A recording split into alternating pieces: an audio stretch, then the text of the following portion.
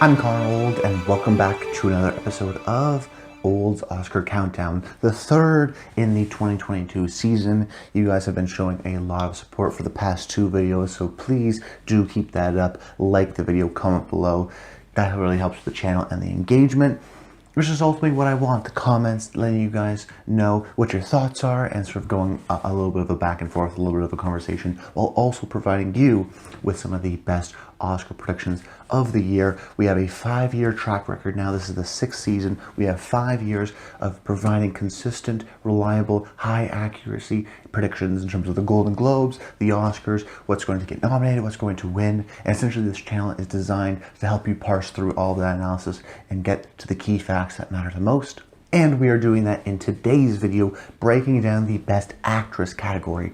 I'm going to predict and break down what I think is going to get nominated and who is going to get nominated for Best Actress. But essentially, if you're new to the series, what we do every single week is do such. We pick a category, eventually going through all of them, and I predict what I think is going to get nominated. Now, we start with the big ones early on, but things change, so I will give my updates sort of throughout the season, and also sort of updated predictions and whatnot, just to keep you guys up to date. But right now, these are my thoughts on Best Actress, but it's still early on. But despite that, movies are back. I definitely feel it. There's more of the festivals, there's sort of Christmas movies that are coming out, people are going back to the movies, higher and higher box offices. And I think the Best Actress category this year is some of the best it has been in a while. And particularly for the Oscars, I think is a very competitive race. Right now, we think we have a winner, but I think there's a couple people sort of in the side wings that are ready to snatch it from the front runner. But speaking of that front runner, my first choice to get nominated for Best Actress and my current prediction to win for Best Actress, that will be Kristen Stewart for Spencer. You have to be able to do things you hate. You hate? There has to be two of you. There's the real one and the one they take pictures of. Now, the movie has just come out. People are seeing it, including I have, and it really started off at the festivals. There was a lot of buzz coming out of Venice and TIFF of Kristen Stewart, and particularly her performance as Diana.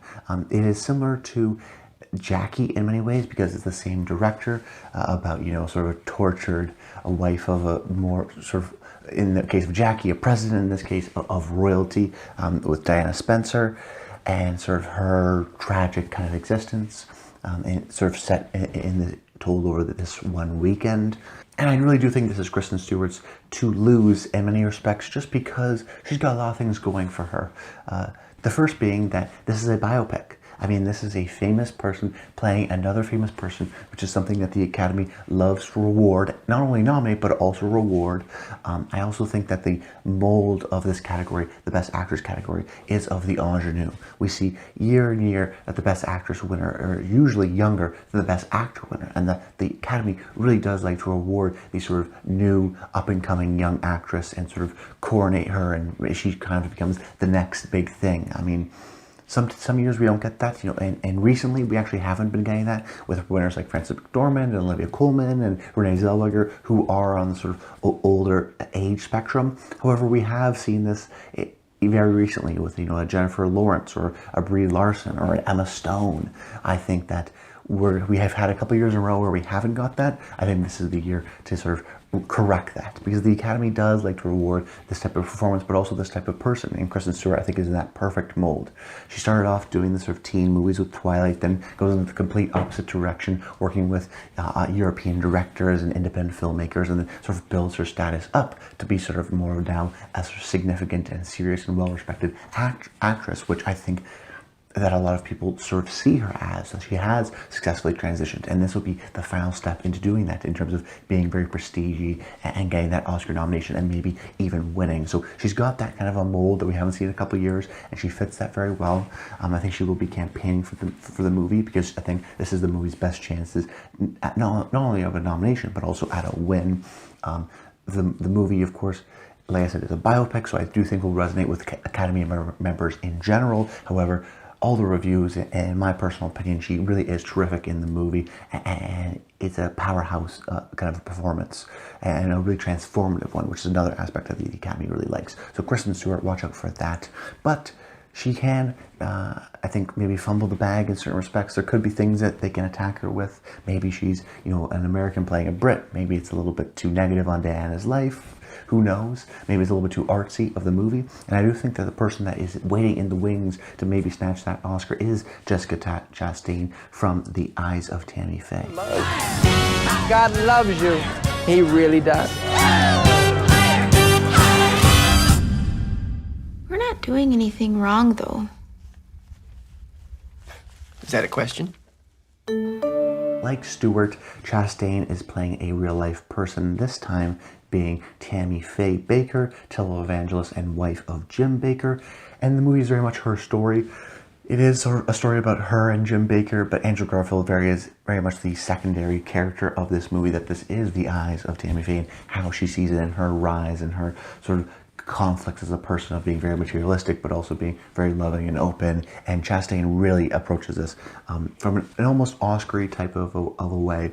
She puts on a lot of makeup, the crazy outfits and the hair, and she really does transform, and she's really going for it. Particularly the sort of last third of the movie, it becomes almost psychedelic in certain respects, and she really is kind of really over the top and really going for it. And all the reviews really have praised her performance. I do think it is resonating with audiences, and then I think that will ultimately resonate with members of the Academy. But particularly so, Jessica Chastain has also been campaigning heavily. She's been at TIFF, she's going to do every Q&A. She really wants this Oscar, and at least the nomination, because she has had a couple nominations. She really broke out with 2012 with The Tree of Life, then 2013, Zero Dark 30, and it seemed like, with The Help 2011, it seemed like, wow, she's going to be the next big thing. She's eventually going to win an Oscar. Then she made some questionable choices, but I think now she's this a little bit of a mini comeback for her, and I do think that if something maybe sort of slips up on the campaign of Kristen Stewart, Jessica Chastain could come in and overpower it. But this is a movie that's been playing at festivals. She is the lead performance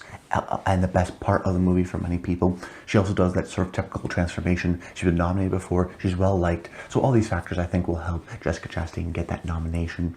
The real problem with her movie is just that the movie is not going to do very well. I don't think this is going to get any other nominations aside from something like makeup. It does have mixed critical reviews. It didn't light up the box office. And many times when we look at acting nominations, but more particularly acting winners, more often than not, they come from a movie that was also multi-nominated. I mean, you look at last year, Nomadland wins Best Picture, but also wins for Best Lead Actress for Frances McDormand. Similarly with The Father, got a couple wins, and then also, of course, Anthony Hopkins, and then Screenplay, and it was also a well-nominated movie. So there is sort of a connection there, so it'd be surprising if Jessica Chastain got nominated for The Eyes of Tammy Faye with only maybe 1 or 2 nominations for the movie, and then her ended up winning. Usually that doesn't always happen, but Spencer's a movie that I don't think will get a whole lot of nominations either, just because of the nature of those 2 movies. Then in third place, I have Olivia Colman from The Lost Daughter. This is Maggie. Hey, your mommy's big girl. You're my big girl. She's driving me crazy. What were your daughters like when they were little? This is Maggie Gyllenhaal's directorial debut, distributed by Netflix, so it has a good amount of sort of distribution behind it. In my opinion, this is going to be a pick that is either super obvious or it falls flat on its face. But I'm going with the obvious one. I'm not trying to think too deeply about this. I'm trying to just go, oh, Olivia Colman has a movie which has been playing at festivals, which is well received, and it's from Netflix. Okay, I think she's gonna get nominated. I mean, I really do think Olivia Colman is in this really terrific place, just with award season in general. Of course, winning in 2018 for The Favorite, sort of as a big coming out party. Then she wins, an Emmy and a Golden Globe for The Crown, for her portrayal there as Queen Elizabeth, and all the rave reviews she got from that. And then she gets a nomination from The Father, which wasn't a necessarily showy performance, but just she was in a movie that people really liked, so they got her a nomination. And I think a similar situation is going to happen here. She plays a different kind of a role that she's done before, a little bit more mysterious. Like I said, the directorial debut of Maggie Gyllenhaal, so there's some star power there. Of course, Netflix, I think, will be pushing it. Similarly, though, to Eyes of Tammy Faye, though, I think The Lost Daughter could be a movie that only gets one other nomination. I think this could get in for Best Adapted Screenplay, but that's it. Maybe one other thing, hard to tell for sure. But this does, unlike The Eyes of Tammy Faye, feel like a little bit more of a critical darling. Did get that screenplay win at Venice, so it has a little bit more of that prestige already attached to it. And it's Olivia Colman, who is a well-liked, I think, person at this time. But on the other hand, she's been nominated a lot recently, so maybe there's a little bit of a backlash against that. But I don't think so. I think that she's got a movie that's going to be well liked from a strong awards contributor, and I think Olivia Colman will show up and do the handshaking and ultimately get that nomination because they really like her right now. And oftentimes we see when people, they really like them, they nominate them again. Then in my fourth slot, I have Lady Gaga from House of Gucci. I don't consider myself to be a particularly ethical person, but I am fair.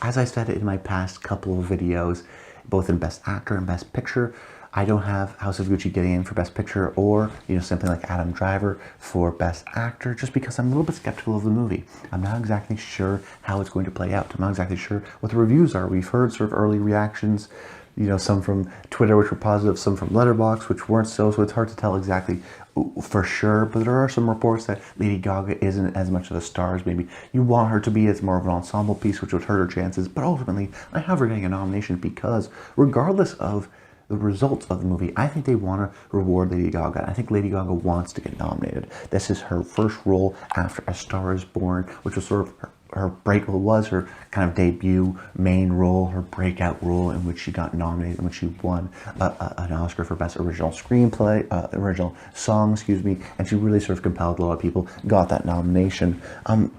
But she didn't win, and I think she wants to win. I think she wants to come back. I think A Star is Born was a movie that was seen by a lot of people as, oh, that could have been like the Lady Gaga story, and she did a lot of singing, and she was great at that. But is she a really great actress? I think Lady Gaga really wants to prove a lot of people wrong with that, and she gets the chance in here, based on a true story about the family, the Gucci family of the fashion. She plays, a recent wife of one of the Gucci members, and is a little bit of a firestorm and creates a lot of drama. And based on what the trailers we've been seeing, it seems like it's going to be a very sort of campy, dramatic, really bold movie with movie stars with big makeup and really just going for it in many scenes and lots of fights and yelling, which of course means lots of chances for big Oscar speeches. So there's certain things like that that I sort of react towards, and I go, okay, this is a movie that it has a lot of money, that has MGM behind it who are pushing it. I think someone like Jared Leto could get nominated. I could see it getting a couple of craft nominations. It's coming out at the right time. Lady Gaga, they want to reward her. There's a few things that are going for it. I'm just a little bit concerned about the movie itself. But even then, I think regardless of the quality of the movie, I think Lady Gaga will be the standout of the movie, just because she has that kind of a dynamic, fiery role that, just based on the trailer, seems like something that will resonate with the Academy. However, this could be a faller. This is why I only have it in the fourth slot, because I'm a little bit unsure. She could even win, possibly, but right now it's a faller for me. But even still, I think that even if the House of Gucci is, as I'm predicting right now, not going to get in for picture or Adam Driver or even screenplay, I do think that Lady Gaga has the chance, because this movie, it seems to be an actor-focused movie, seems to have this great ensemble. But we can't say right now because we don't know the reviews, and it's hard to tell. This could be a major faller, but it could also be a major riser. We'll have to see. Then in my fifth slot, I have Frances McDormand from The Tragedy of Macbeth. Now,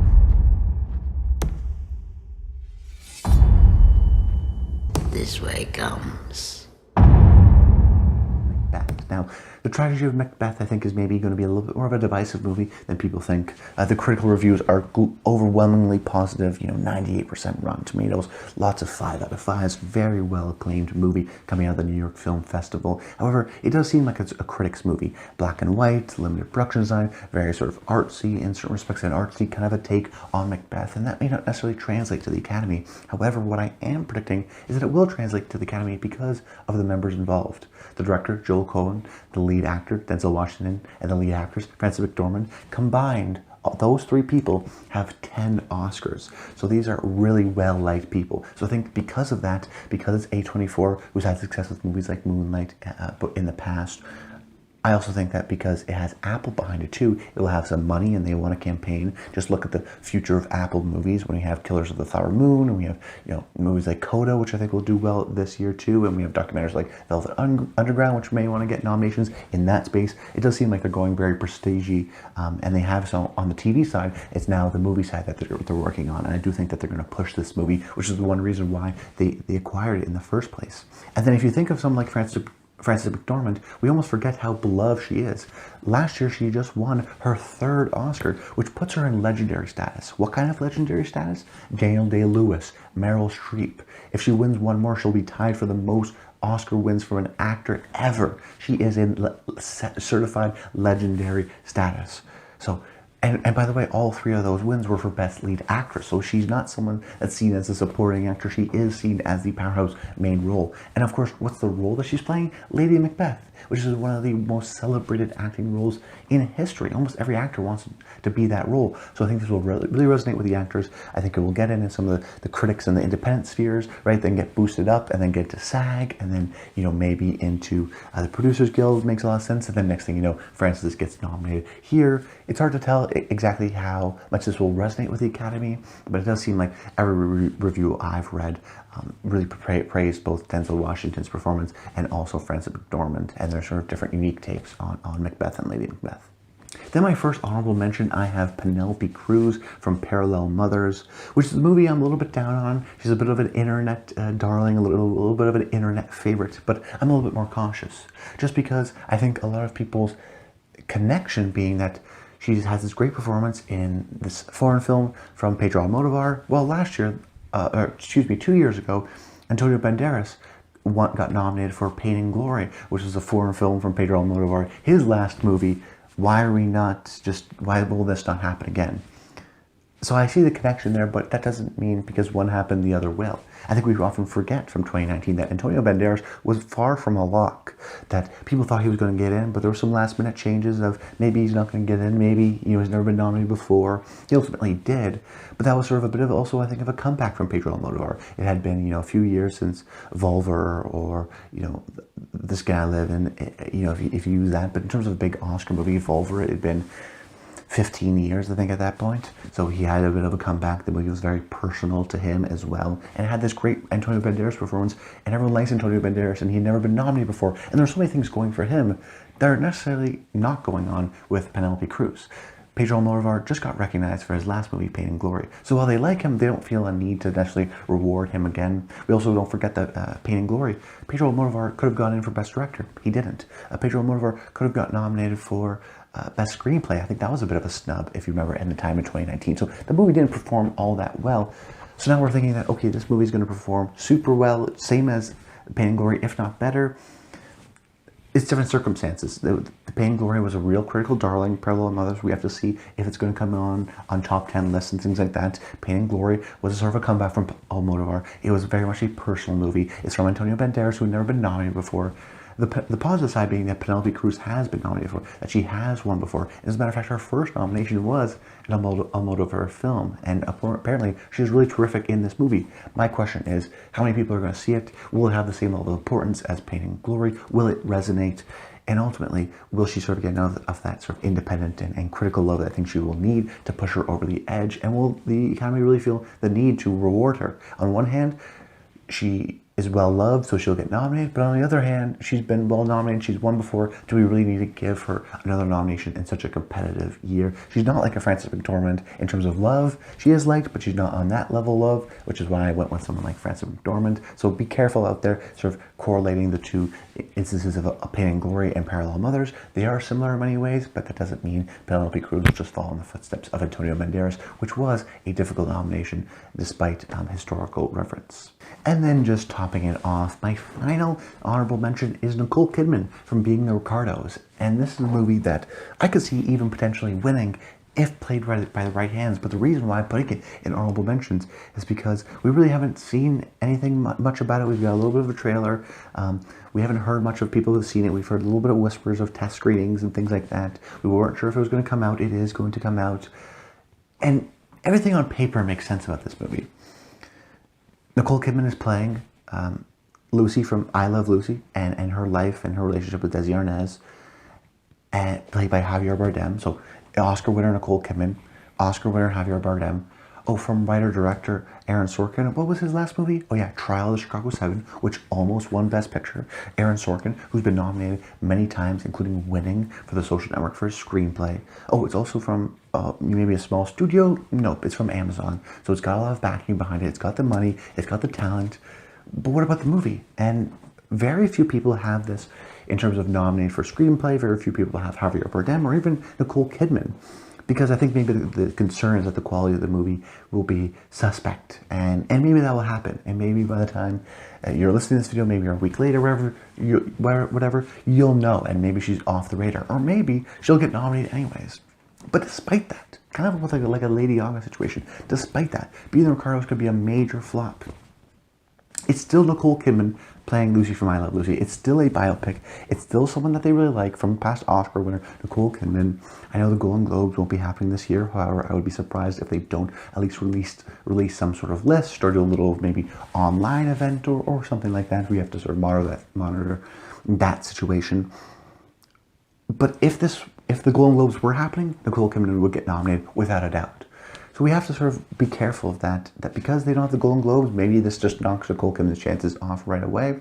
But it does seem like the type of movie that is sort of engineered from the right talent. The real question now is based on the quality of the movie, which is why I have her an honorable mention. But this really is a really terrific year and a competitive year. You know, I didn't mention someone like Jodie Comer for The Last Duel, who I think has a great chance of getting nominated as well. There's plenty of different people that I think come in and ultimately get that nomination and surprise a lot of people. You know, no one's seen West Side Story yet, so maybe Rachel Zegler will sort of get in for there. It's hard to say, but there's a lot of different changes and chances that could happen, which is why you come to this channel every single week to get the most up-to-date updates, the most accurate analysis. Like I said at the top, I've really appreciated your support throughout so far, so please like the video. If you like it, comment below. I'd love to hear your thoughts. Is this Kristen Stewart's one to lose? All that stuff. Next week, we're going to be looking at the Best Supporting Actor category, which is another fun one. Speaking of Jared Leto, I think there's a little bit of a rise right now in John Bernthal for King Richard, who I think could get in.